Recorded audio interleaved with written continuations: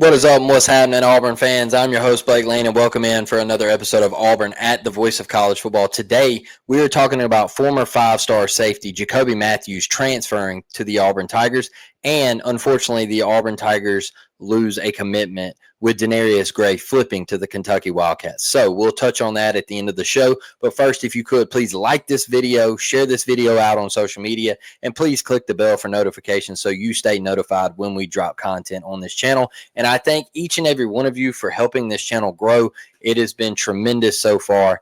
And let's get in here, man. Let's talk about Jacoby Mathews transferring to Auburn out of nowhere. Like, who saw this coming? I didn't see it coming. Everybody that I talked to didn't see it coming. It just felt like, hey, here's another guy that Auburn just kind of snatches. And this is a guy that he's played SEC football, right?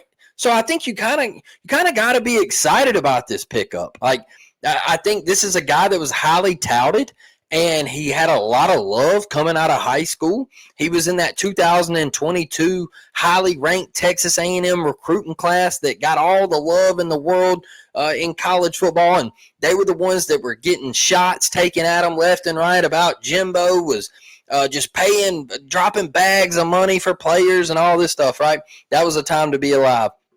We remember the feud and all that happened with Alabama and Texas A&M, and it was funny to be on social media during all that and watch that go down. But this is a guy that he was a great player, a great high school player in the state of Louisiana. Go check out his highlight tape. And he was a ESPN 300 guy, top 10 player in the state of Louisiana, the number one safety, all that good stuff. He goes to Texas A&M. He gets on the field, okay, plays in 21 games in his 2 years. He starts 12, has 66 tackles, I believe. Let me check that. Yeah, 66. 46 were solos. He had 8 pass breakups and 1 pick. So he was committed to LSU. He ends up at Texas A&M. He gets on the field. Who got him to Texas A&M? Our guy, DJ Durkin. What a defensive coordinator. I think we've all been pleased with his work so far at Auburn. And remember, this is another guy you bring in. I don't know if y'all remember, but DJ Durkin, there were schools that come after him, okay? And he decided to stay at Auburn. And now you're bringing in a guy like this to help the back end of your secondary. And I can't stress enough of a guy that is familiar with SEC football. He's gotten on the field at an early age. He has experience. And also, he has the familiarity with DJ Durkin. He knows the system. He's comfortable. All he's got to do is come in and get in game shape. Get ready to go. All right? Because now we have to look at what happened at Texas A&M, right? Some things didn't go as planned. He had to take an alternate route, and he ended up transferring and going JUCO. Now, he didn't play in JUCO. He just went academically. So he's got 2 years left, and I was reading something on Twitter, and it was him saying that he was sitting down with his pops, and he was trying to piece everything together, and they were trying to figure out the best way to put it all back together for him to get back to Division I football. And they did that. And I saw some of the jokes on Twitter were saying, like, man, the dude was in the portal forever, yada, yada, yada. All right, well, he had to take an alternate route, and I think that's what makes his story great is some people, they don't all get it easy. Some people got to take the hard road. And if this is the road that he had to take to get to Auburn, that's awesome, man. Like, I think he could make something out of this. And so I'm excited about this pickup. He visits June 16th through the 18th. We didn't see it coming. He commits to Auburn, and I think this helps the back end of your secondary because are we loaded there? Yes, like a lot of talent, right? But what are we? We're young, y'all. We're so young there. And I'm talking about puppies. Last year we saw those puppies kind of grow up. You Caleb Harris, you have Sylvester Smith, Kinsley Falston.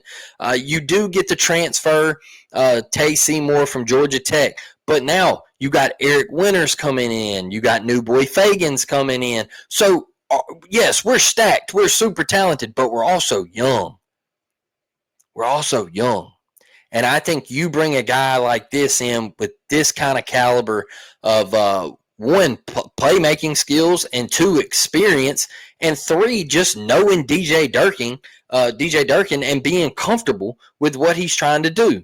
So I don't think this is a guy that's going to have to catch up on terminology and all that stuff because he is so comfortable with what DJ tries to do on defense. So I think he's going to come right in. Like I said, he's got to get in game shape. It's been a little while since he's played, real time college football. And I'm not saying he's just completely out of football shape, but you take a year off. In shape is different than game shape. And I think we all know that as athletes, right? So being in shape is different than being in football shape. And so he's got to get that back. But this is a guy that could come in, and I'm not saying he's going to start, but he could definitely come in and work his way, steal some snaps, get out on the field, give some guys a breather or two, or he could just play special teams. And he could be he could be a gunner. He could help you on kickoff. He could do all that stuff on special teams to help this football team win. But I think it's more than that. I do. I think it's more than that. I think this kid is transferring to Auburn for a second chance. And I think this kid is transferring to work himself to get out onto the football field. And he has, like I said, he's got 2 years of eligibility left. So that's another plus side to the pickup is it's just not a 1 year fling. It's a 2 year deal. So not only are you getting him this fall, which he's automatically eligible, you're also getting him next fall. So I think that's the plus side to it. And, like I said, he's not going to be scared. He's played in SEC stadiums. He's played in big-time college football games. He's seen the bright lights on Saturday nights in the fall in the Southeastern Conference. So I think this was a massive, massive pickup, and I'm pleased about it. I'm excited. I think Auburn has done exactly what they needed to do for their 2025 roster. And as an Auburn fan talking to you, I think you have to be excited about this football team. And I'm tired of seeing the negativity on Twitter and all the fans going back and forth and telling each other to shut up and, all this stuff. Man, just get freaking excited about football season, dog. Stop worrying about all the outside noise. Stop worrying about the media. Stop worrying about everything else and get excited about what this football team can do. Because I'm telling you, I think we're about to get something done. I think the momentum is about to turn around for Auburn, and we're not going to stay down forever. And so picking guys like this up, man, I think it's a positive sign for the Auburn Tigers. Now, we got to touch on Denarius Gray. I think Denarius Gray, obviously we hear the story. He decommits and flips to Kentucky, and the graphic says respect it, right? You're crushed because he's been committed to Auburn for like a year and a half. And I got wind of this. If you're in our game day group chat, I told you this about 2 weeks ago that Denarius Gray was probably about to decommit. And so you obviously hear all the things online. You see all the things on Twitter of Auburn's playing the safe game and Auburn's not throwing loads of cash around and Auburn's not doing this and Auburn's just sitting back and they're waiting to strike with all the new things that are coming into NIL and the contracts and all that stuff, right? Some of that takes effect August 1st and things like that. Auburn wants to play, the sit and wait game and let all these other teams throw out this money and make these promises and deals. And I think Pete Nakos tweeted out something today that there's a lot of teams out there that are throwing fake cash around.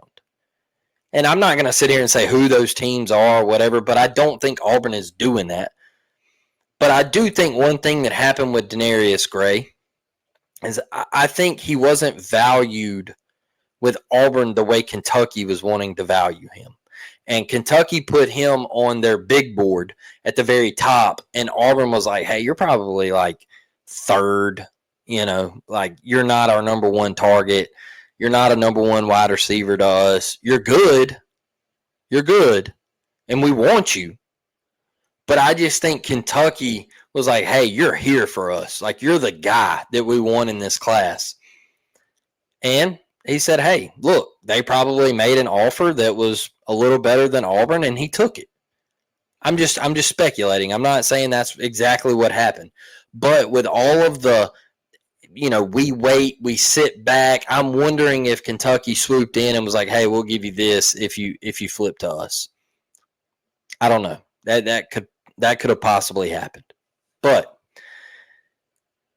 Denarius Gray, Auburn's not going to stop recruiting him. They're not. They're going to still continue to attack. And I feel like if Auburn puts up big-time numbers this year with Jackson Arnold and that receiving core out there, I just can't see him staying with Kentucky, who doesn't throw the football. And Kentucky fans, you have Zach Calzada. You don't throw the football. You don't. Let's be honest. You don't throw the football.